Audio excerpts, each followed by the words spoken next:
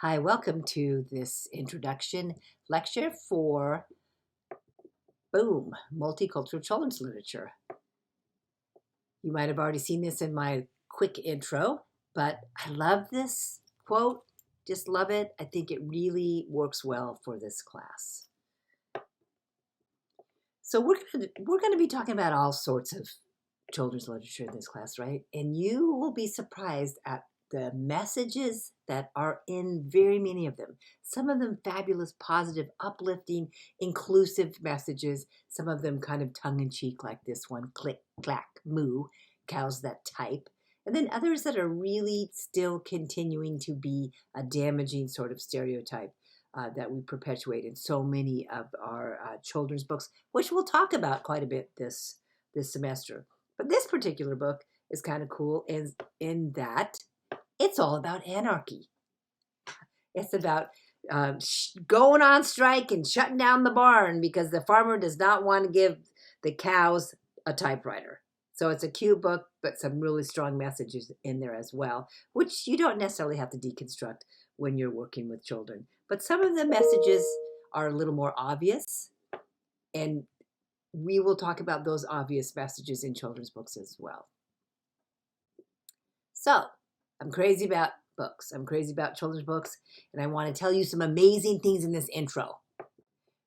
More amazing than that total eclipse of the sun, what it was now several years ago, but I love this photo of my daughter Zoe looking up into that eclipse with her safety glasses on. But here's the deal. Harry Potter saved my life. Well, not my life, but other lives. So we just set aside the author of the Harry Potter books, J.K. Rowling's sort of really interesting take, or her really sort of biased look at transgenderism. Set that aside for a second because I want to tell you about a little bit of research. So a really major entity, the Journal of Applied Social Psychology, did a study. Now it's been several years, 2014, where they looked at all of J.K. Rowling's Harry Potter series and determined that if people read those, kids, adults read that series, that it statistically, authentically, empirically, whateverly reduced their prejudices towards minority groups. So that's kind of amazing when you think that you can take a children's book, because this still is a children's book, right? It's a chapter book, but it's considered children's literature. You can take something like a series, a really entertaining storyline, and you can reduce prejudices towards non-dominant culture entities, is really how I put it. So wouldn't that have been great way back in Charlottesville, right? If some of these chaps had read Harry Potter. Maybe you'd need to have more than just, what's it, 1, 2, 3, 4, 6 books to really get the message across for some of them. Would have been helpful here too, right? Would have been helpful here. Probably need a little bit more. Storming of the Capitol. Ooh, I wonder how many of those chaps read the Harry Potter series. Right?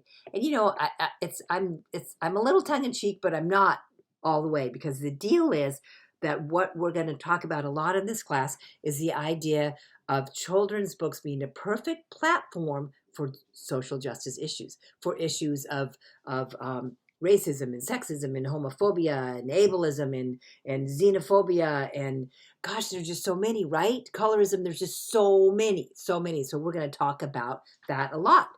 And so the deal is that I think that good books, diverse books, authentic multicultural children's books can really help shift our perspectives. And we're going to talk about that.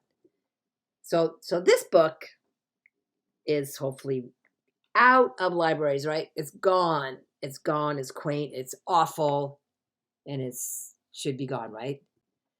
And you would think this book would be gone, and it's kind of gone, but it's still around because it's been in print. It continues to be in print.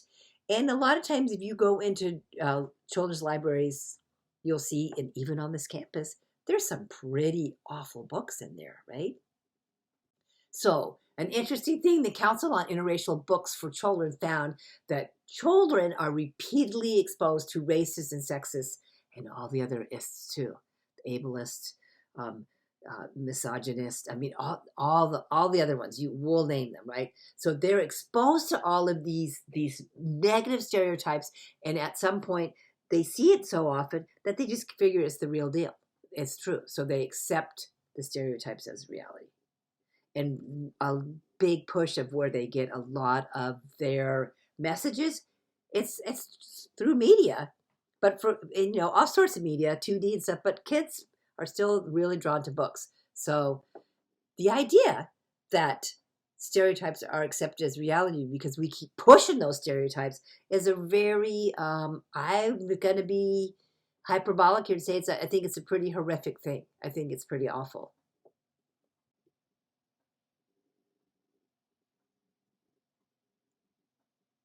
Right? So what's that connection?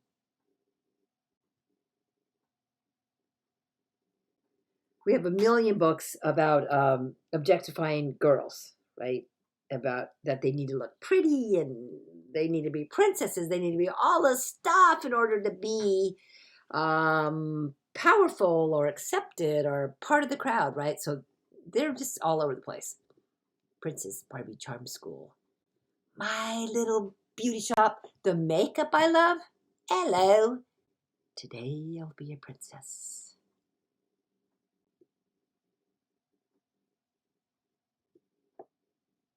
What's the connection? Look at this one. So Scholastic's, a fabulous, fabulous book company that puts out really inexpensive books. They're in all the Scholastic book fairs at elementary schools. So really great access to books. Look at this.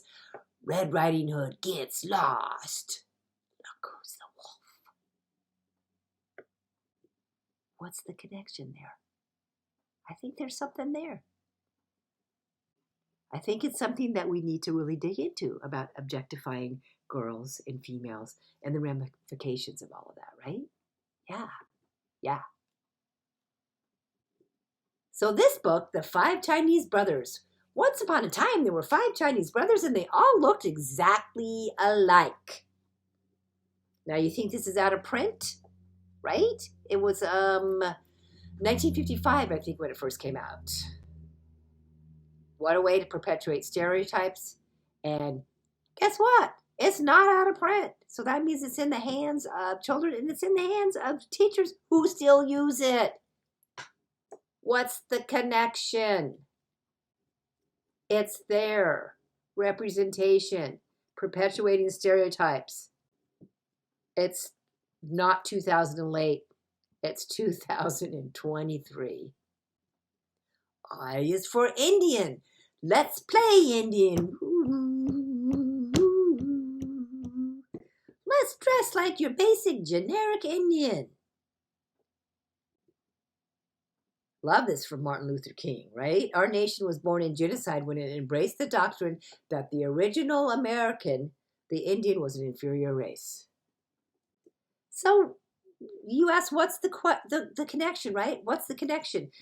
But we're also going to be asking, what's the question? So the question that we talk about a lot in this here class is, how can we help counter, right now, sexist and racist messages? Sorry about that. People are wanting to email me. We need to change the message, right? We got to change the message. Here is a quote that I love to bits, and I'm going to be, it's in every lecture practically, right? Quality multicultural, let me start over.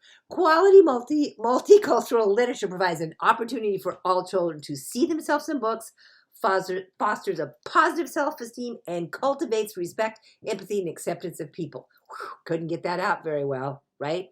It's a mouthful, but oh my gosh, does it pack a punch? We're just saying, get us some good books, get kids some good children's books, and bang. Let's see if I can do it better this time.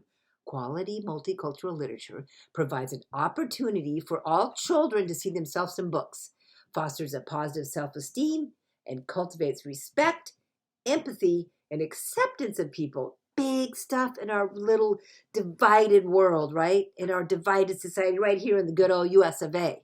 So we've got some things to talk about, and I'm going to tell you why I think it's so important that every citizen in the US of A and in the world is represented and is reflected in their culture. Okay, so there's all sorts of definitions for multicultural children's literature, and I'm going to just kind of give you the one that we're using, but you know, I always go down a windy road to get there. So come along. So this was like when I was growing up, this was the kind of the idea and definition of multicultural children's literature. You're going to focus on diverse cultures from around the world and kind of focus more on linguistic differences, religious groups, you know, just kind of that, some ethnic groups. So, you know, it's I don't know if that's your definition, but that's what I grew up with. And so that's what I have in my head.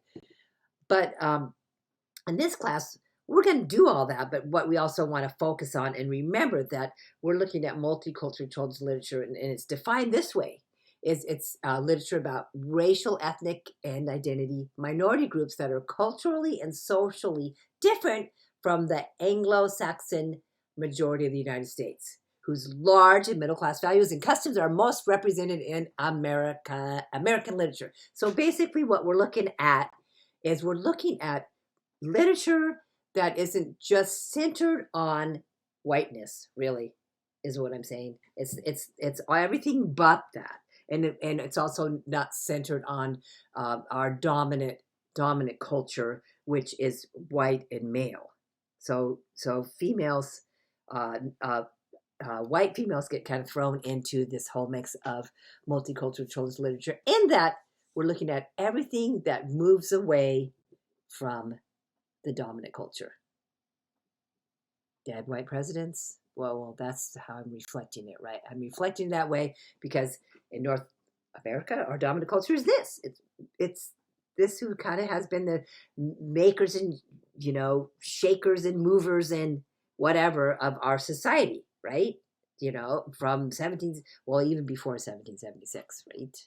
1691. I mean, it just goes on and on, right? So it's just that the dominant culture is white male, able-bodied, heterosexual, Christian, pretty youthful, access to stuff, right? Access to getting money and making money and doing all of that.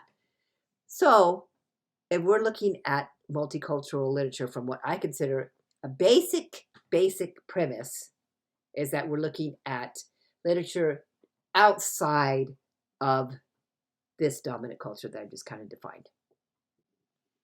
And you might ask, so really? You're really going to go down this road for kids' books?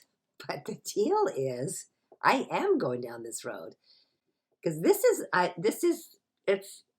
it gets crazier every year in terms of how much I believe that look at this quote: information provided by literature helps young people learn about people, other places, other sides of the world, or even down the street. They learn about something other than themselves, which means, oh, here we go, that it provides them perspective. It provides them generosity and embracing and excitement about other people besides themselves. So what the deal is, that if we just only have one show, one like ideal, then everybody that doesn't match that ideal falls to the wayside, right? And we see that in everything. We see that in just power dynamics. We see it in who's reflected in the Oscars or the Golden Globes that just was happened, or who gets to run for president. I mean, all that stuff. We're seeing all of that.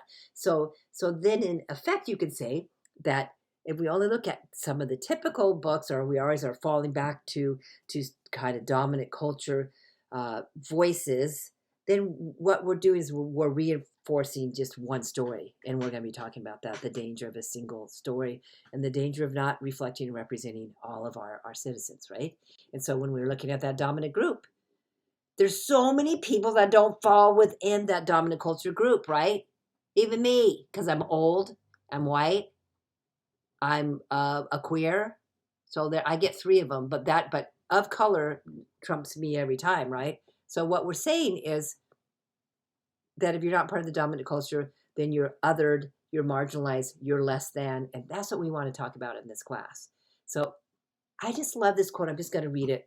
When those who have the power to name and to socially construct reality, meaning what's the ideal? What's the ideal of everything? Beauty, power, whatever it should be. So construct reality, and they choose not to see you or hear you, whether you're dark-skinned, old, disabled, female, or speak with a different accent or dialect than theirs.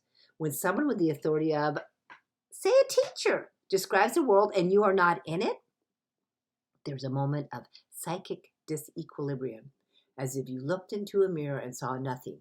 So many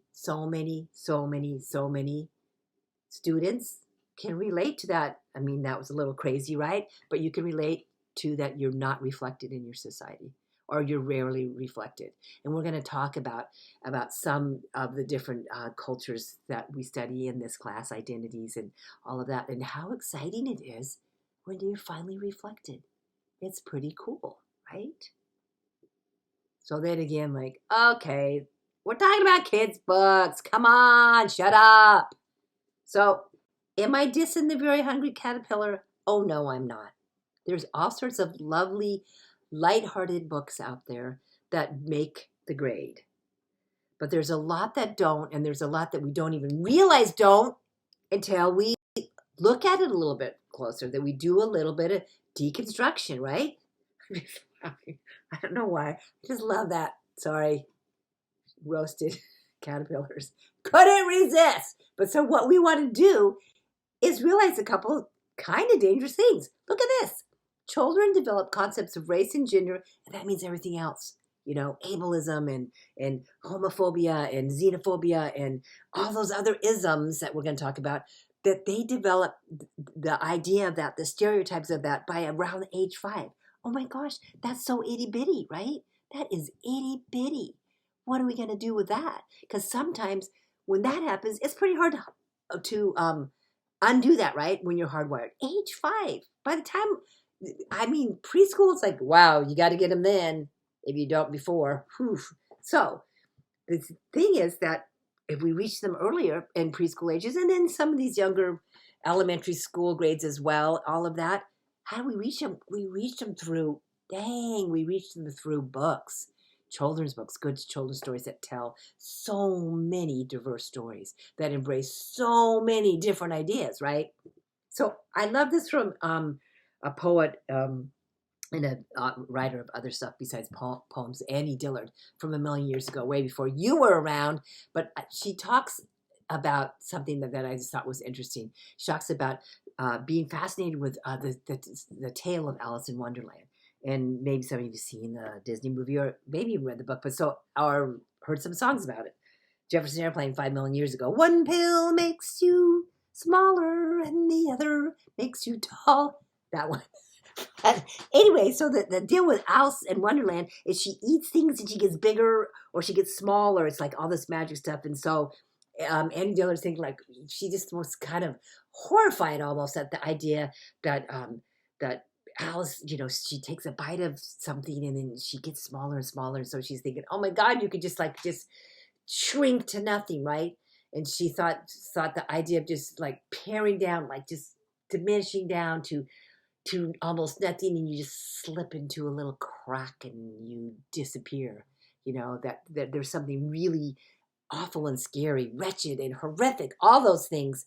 And what do we do about that? How do we just make sure that our fellow folks or citizens, or all of our kids, I'm talking about mostly, that they don't feel invisible in the world? And again, I know that a lot of you have felt invisible in your society, in your classroom, in your neighborhood, in your whatever, right? So what do we do? How do we stop some of this?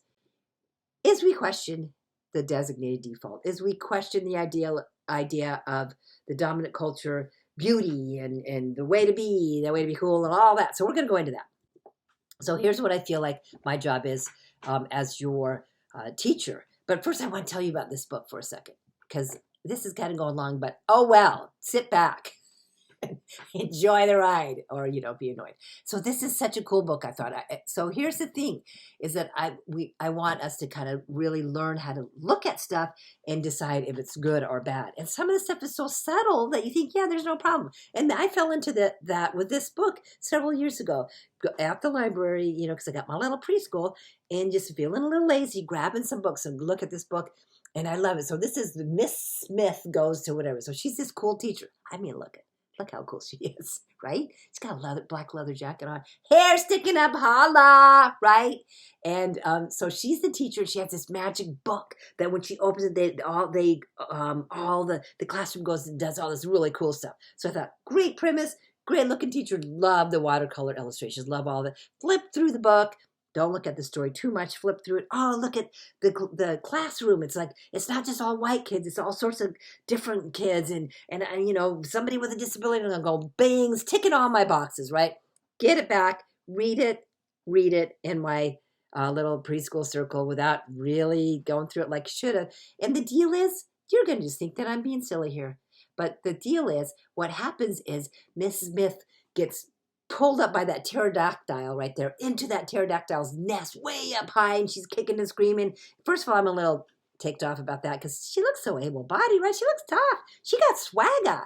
And no, she didn't, because she's like, help me. So, help me. Who do you think rescued her? So we're looking at this whole class. I mean, this is going to lead you here. You already probably know. We're looking at this whole class of some diversity, and who does she select to rescue her? Fill in the blank. Dominant culture, she selects the white boy. Now, don't get me wrong. Do we just shun white boys? Not at all. That's not what I'm saying. But the deal is that they get so much of the glory. And I'm looking at this book and I'm thinking it's really great, but I don't want that to be reproduced all the time. The idea that that's the rescuer. So do I get to use this book anymore? No, I don't. Instead, look how cute it is. I would kill for some of these illustrations. I'd frame them. I'd be looking at them right now. So in this class, what I want us to think about, or I want you to think about, because I think about it way too much, unfortunately, is like, what do we do? How do we make sure that kids, and ergo, all of our population just doesn't slip through the merest crack? How do we make sure that people are represented and really represented, not just tolerated, tolerance, F that, but robustly celebrated, right? So that's where we are. We're to say, let's look at these tales and make sure that these tales are accurate, that they're really embracing and reflecting all aspects of our society. Yeah, I think it's boom, big and important, right? Stories are important. So I like this quote. I can't remember. You might be looking at it. So literature in all sorts of ways, and it does for kids too. It kind of it's like a roadmap. It tells you like how you should be in the world, what you should accept and not accept, what's appropriate, what's okay. And that's what we're going to be talking a lot about in here. So now you know that I love books, right? Yeah, I do. Crazy about them. Crazy about children's books. So in here, let me tell you about this book, The Blue-Nosed Witch. Remember, you don't know, I'm old. I'm pretty old. I'm 70 years old. I turned 70 last October.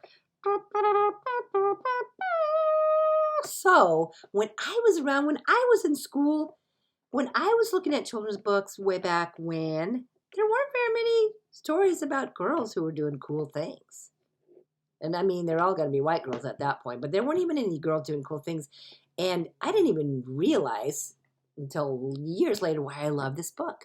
I love this book because the main character was a girl. And she was doing cool things, so she just wasn't in the sidelines. She was like a witch. And she had like a little blue nose, so she had to powder it. This is way before Bewitched, by the way, who does her little nose and becomes a witch.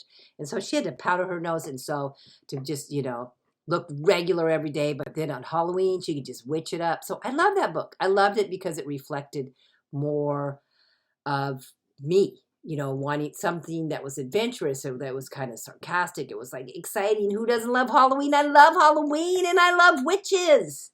So those were all important things to me. And so I did what maybe a lot of you have done and maybe still do, and I have done, throughout.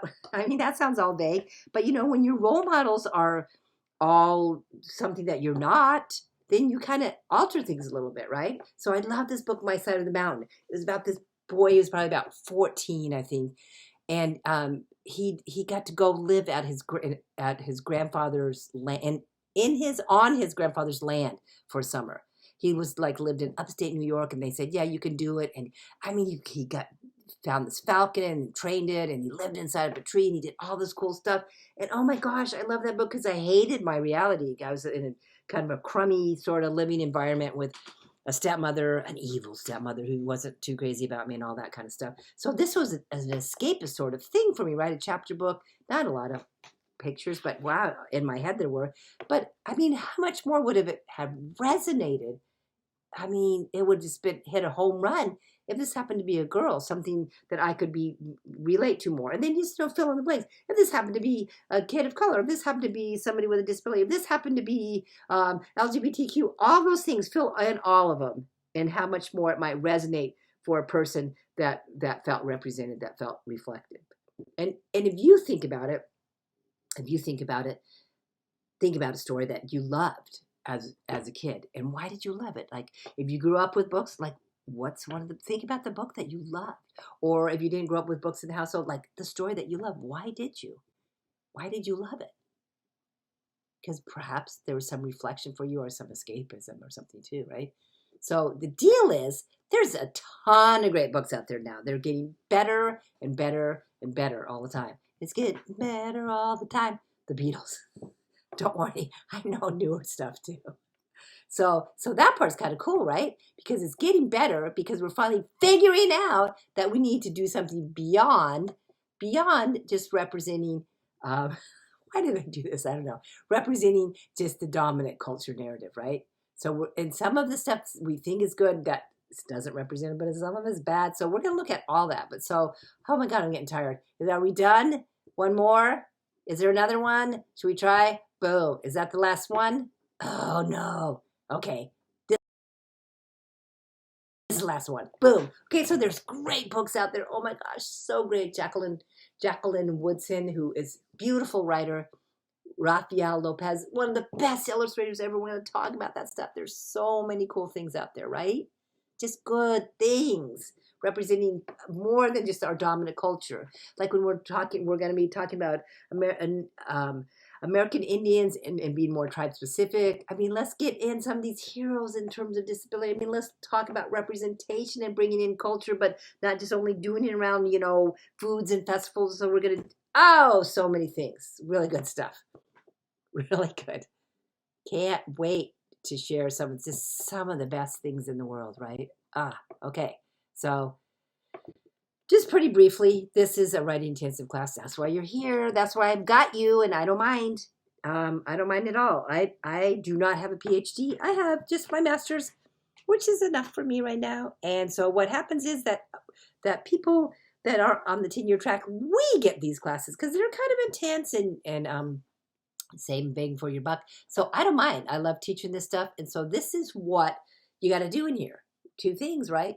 You got to write, and then the particular class has to do with what I just all talked about, the diversity and the importance of multicultural children's literature. So, but the deal is, there's so much writing, and we'll do it in different ways, but that's just like kind of a mandate. But I'll help you along the way, and a lot of it is reflective. A lot of it is reflective writing, and oh my gosh, you students write so many amazing things. I can share some of it with you, like just what people have written in the past, just stuff that will bring tears to your eyes. Well, maybe not your eyes, but mine. And it's not because I'm old; it's because I love this stuff.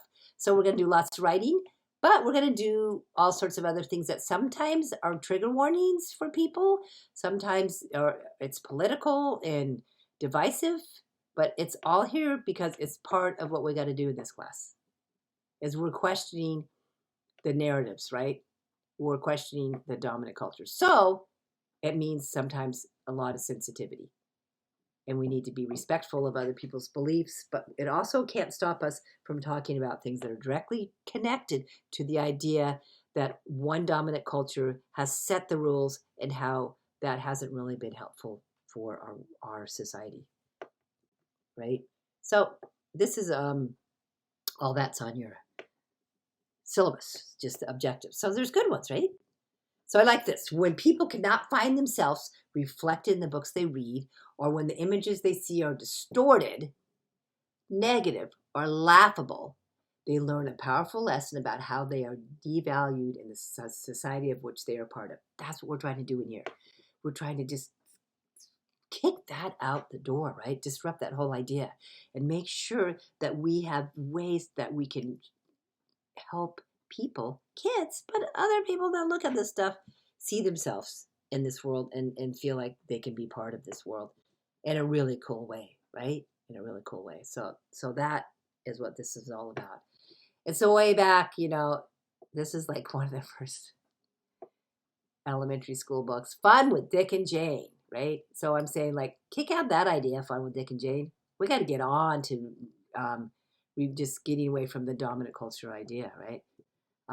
So how about Fun with Darius and Jada? Yeah, how about that? Or like, how about just Fun with Jada, right? So that's what we're gonna do in here, right? We're gonna look at those single stories, right? So Chimamanda Ngozi Adichie, the single story creates stereotypes, and the problem with stereotypes is that not that they're untrue, but that they're incomplete. They make one story and become the only story. So that's a TED Talk that's so cool that you will be looking at. And that's the end of my talk with you right now. There's Jupiter again, way down at the end of the path. Thank you for listening, and I hope that you enjoy slices or whole cakes that we're going to be eating up in this class. I don't know why I said that. Okay, I'll be talking to you soon.